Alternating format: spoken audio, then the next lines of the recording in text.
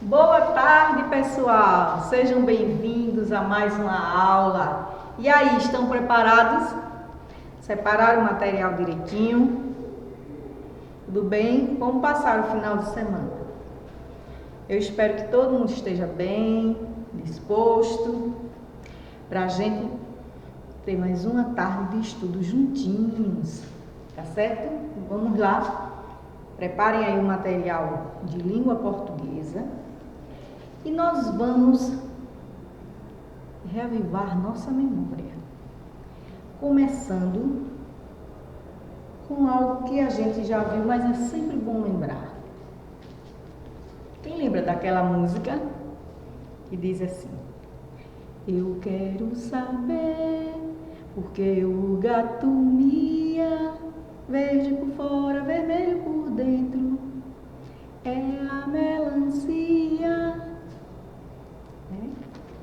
Essa música que a personagem Luna canta no início de cada episódio dela, né?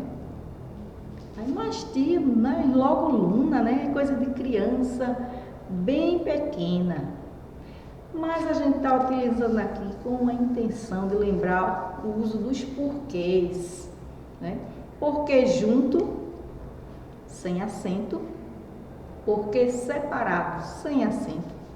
Porquê junto com acento e porquê separado com acento. Lembram da função de cada um? Estão lembrados?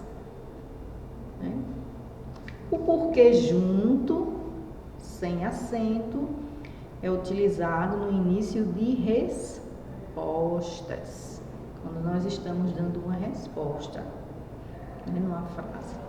O porquê separado e sem acento é utilizado no início de perguntas.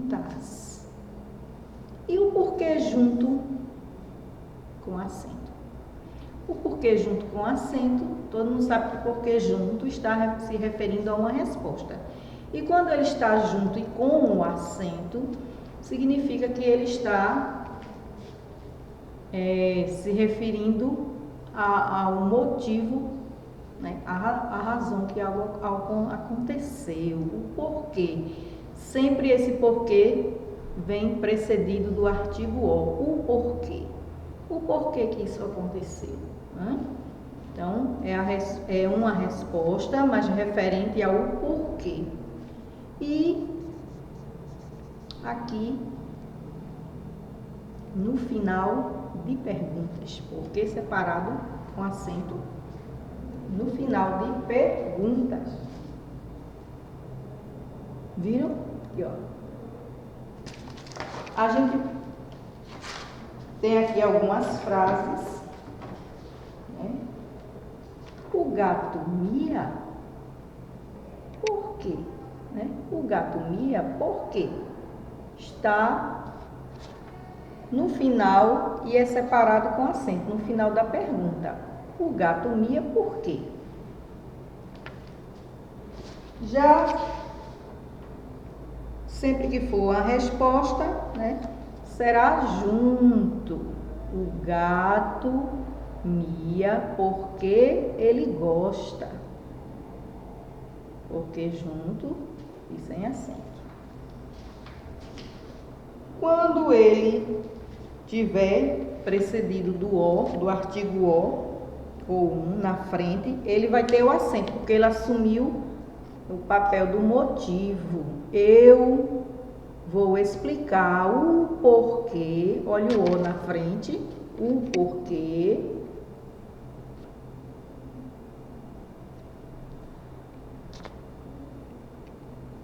do gato miar, certo? Depois, eu vou explicar o porquê do gato miar depois, né? O porquê, no caso aqui, assume o papel de um motivo, por isso que ele é junto e acentuado.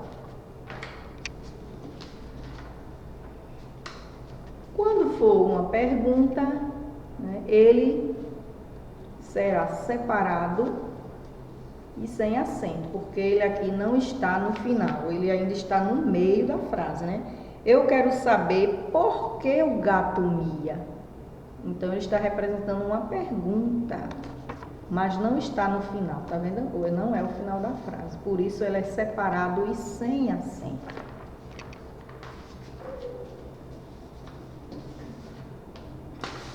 O que é separado com acento é o que fica lá no final da pergunta. O gato mia por quê? Então esse está no final da pergunta, ele recebe o acento.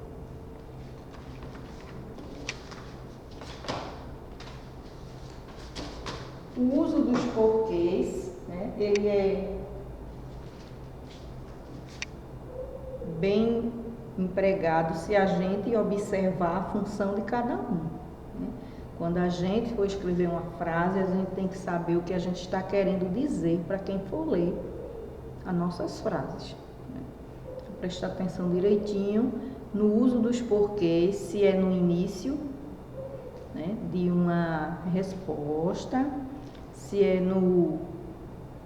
se vai representar o motivo ou a razão, se vai ser uma pergunta no meio de uma frase ou se vai ser uma pergunta no final de uma frase.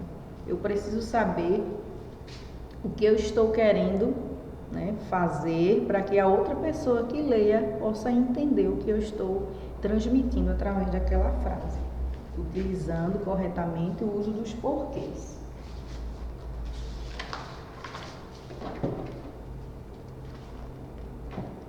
Outro exemplo para vocês, essa tirinha, eu acho que vocês já viram, né, de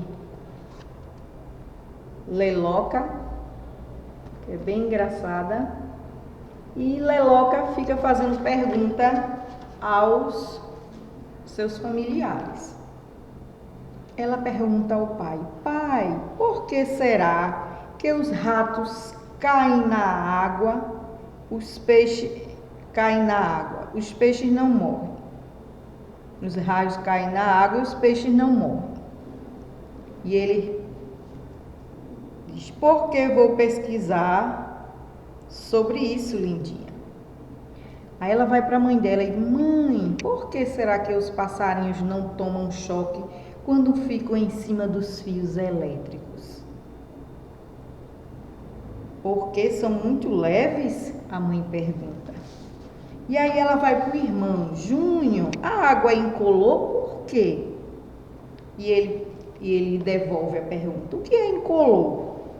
Então ela diz: por que será que ninguém sabe o porquê de nada nesta casa? Então ela, né, fica aqui fazendo 1000 perguntas, né, ela é louca, e utilizando todos os porquês que a gente viu, os exemplos, e nada de ninguém responder, né? Todos da casa lhe respondem com a nova pergunta. Tem um trechinho desse lá no livro de vocês. Se vocês observarem, lá no uso dos porquês, vocês vão ver um trechinho, né, de uma tirinha, né, aquela história toda feita em quadrinhos e geralmente utiliza o humor, né? Aqui a gente tem a tirinha de dois bichinhos, uma minhoquinha e uma joaninha, tá vendo? No uso dos porquês, na página 23.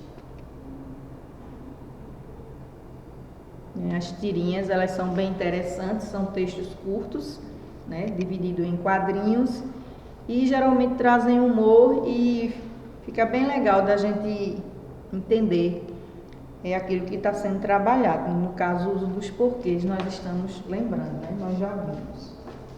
E agora, nós vamos lembrar também a questão dos tipos de frases, né?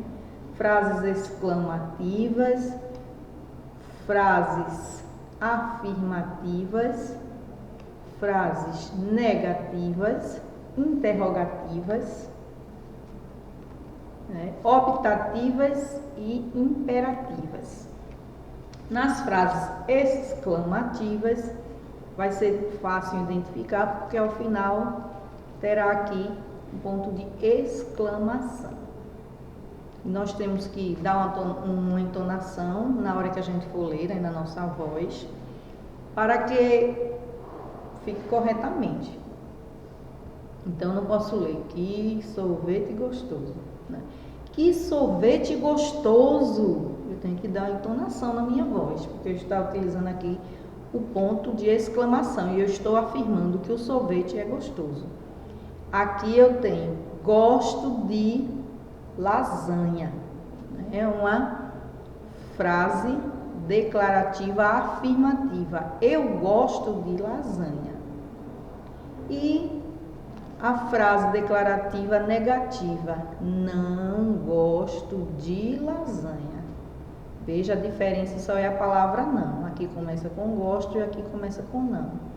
Gosto de lasanha, não gosto de lasanha. Todas as duas terminam com o ponto final.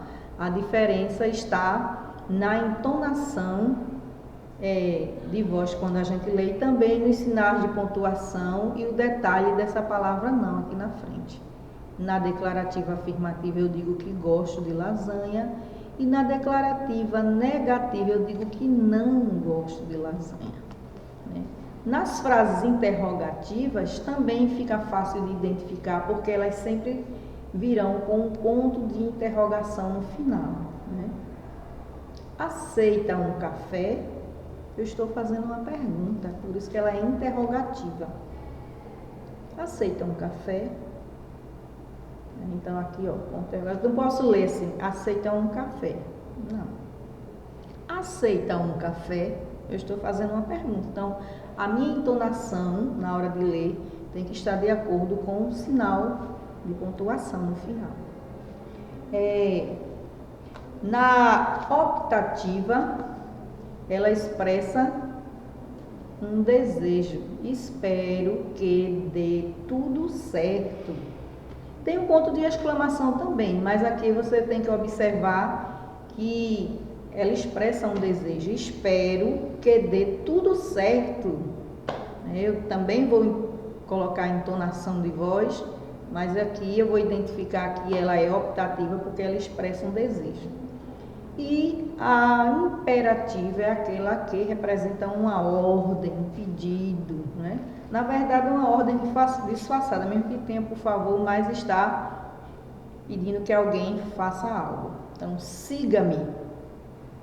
Veja, também tem um ponto de exclamação, mas eu tenho que observar que ela expressa uma ordem. Siga-me. Vá. Pare. Venha. Então, representa uma ordem, ela é imperativa.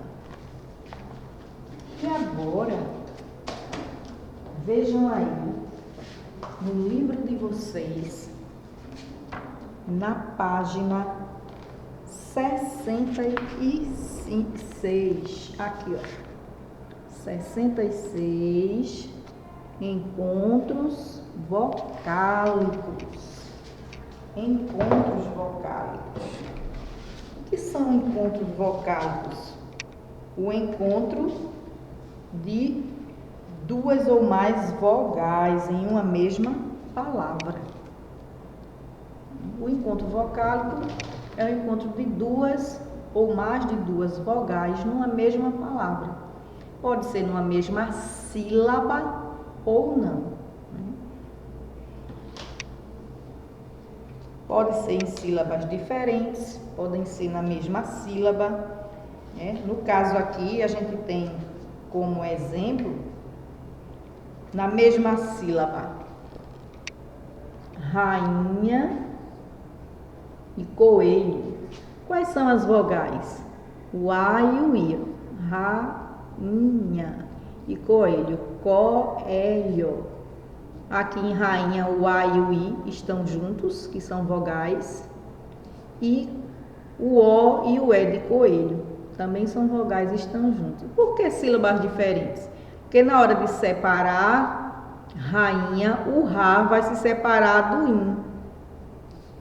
E coelho, o CO vai se separar do E. O E vai ficar sozinho, então ele vai se separar do A. E aqui o A vai separar do I, rainha. Na mesma sílaba, caixa e carteiro. Em caixa, na hora de separar caixa, o A e o I ficarão juntos, cai. Então, aqui está na mesma sílaba. Em carteiro, a mesma coisa. O E e o I ficarão juntos, carteiro. E de acordo, os encontros vocálicos, eles são classificados, né, de acordo com as sílabas que eles se encontram. A gente vai ver que existem os ditongos, tritongos e hiatos, certo? A gente vai ver os ditongos, tritongos e hiatos. No ditongo, como a palavra diz, de dois, é o encontro de duas vogais na mesma sílaba. Brigadeiro, brigadei. O E e o I estão juntos. Brigadei. O E e o I estão juntos. Aqui, ó, tesouro. O O e o U estão juntos. Na hora da separação, eles ficarão juntinhos. Coração. O ão ficará junto na hora que for separar as sílabas da palavra. Então, eles são chamados de ditongo, porque na hora, né, eles são o encontro das vogais numa mesma sílaba. Porque na hora que for separar essas palavras, as sílabas, as vogais ficarão na mesma sílaba, né? Brigadeiro, o E e o I ficarão juntinhos. Em tesouro, o O e o U permanecerão juntinhos. E em coração, o ão permanecerá junto, né? O A e o O. Então, por isso é chamado de ditongo. Tem o tritongo, como a própria palavra já diz, né? É o encontro de três vogais, também uma mesma sílaba. Se o ditongo representavam duas sílabas, duas vogais na mesma sílaba, o tritongo representam três vogais juntinhas na mesma sílaba. Um exemplo, queijo. Eu tenho E, tenho U, E, I, todos juntos. Na hora de separar, Paraguai, U, A, I permanecerão juntos, o AI, né? No queijo é o EI, as vogais U, E, I. Em Paraguai, o AI, U, A, I. Então, tritongo, porque é o encontro de três vogais na mesma sílaba. Na hora que a gente separar, essas três vogais permanecerão juntas. Por isso é chamado de tritongo. E nós temos também o hiato. O hiato, nós temos um encontro de duas vogais em uma mesma palavra, mas em sílabas diferentes. No hiato, né, nós temos o encontro de duas vogais, só que em sílabas diferentes. Na hora de separar, elas não permanecerão na mesma sílaba. Veja, não ficarão juntinhas. Rainha. Na hora que eu separar a palavra rainha, o A vai se separar do I. Baú. Na hora que eu separar as sílabas da palavra baú, o U vai se separar do A. Então, elas são hiato, porque é o encontro de duas vogais na mesma palavra, porém, na hora de separar, cada uma ficará em uma sílaba diferente, um pedacinho da palavra diferente. Ok?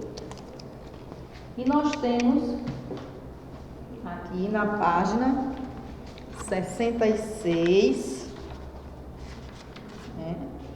67, Aqui, ó, uma atividade para a gente resolver, tá?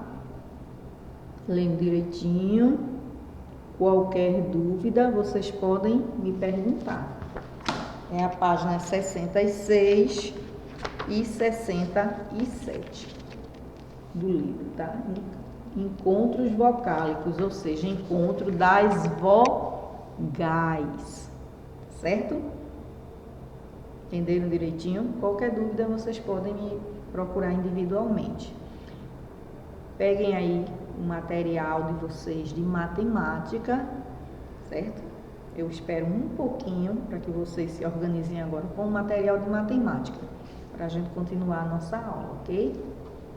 Vamos lá.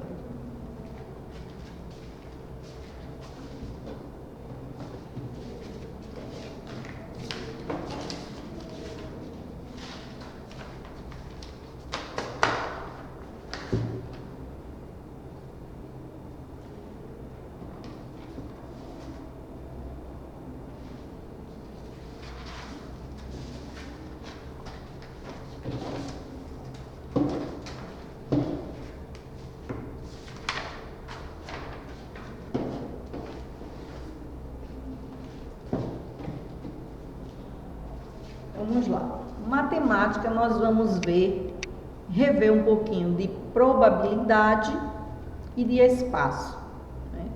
Vocês lembram que nós vimos no livro a questão da orientação feita através do GPS ou através de giros de passos para a direita, para a esquerda, para a frente, para trás e giros, né?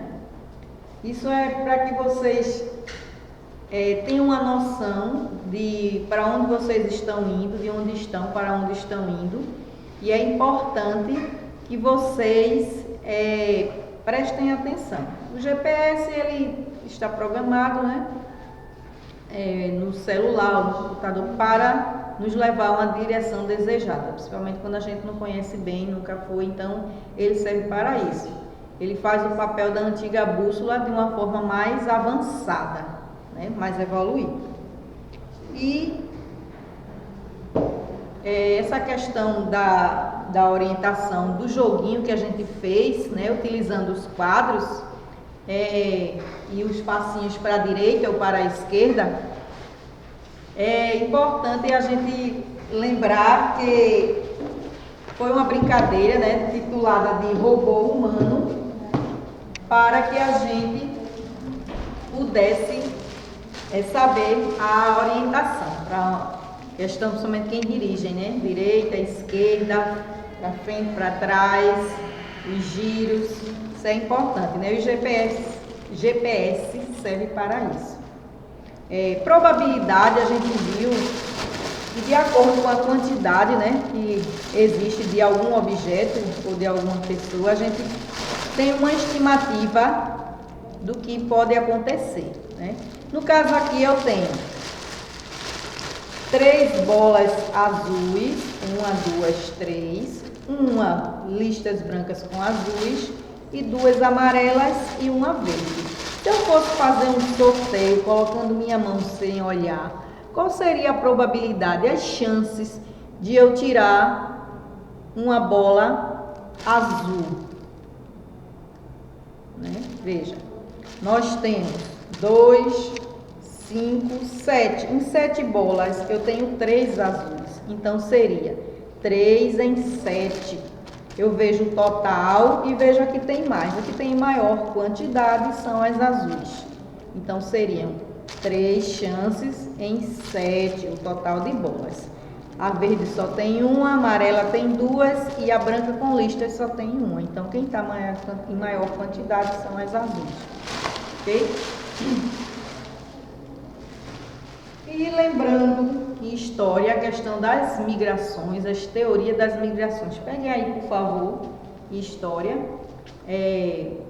o livro de vocês, e vejam que na teoria das migrações foi levado em conta a necessidade que as pessoas tinham, né, os povos antigos, de em busca de uma situação de vida melhor, de condições de vida melhor. Então eles migraram, viajavam muito a pé, não existia transporte nem animais que eles pudessem montar. Então eles iam sempre migrando de um continente para o outro, né?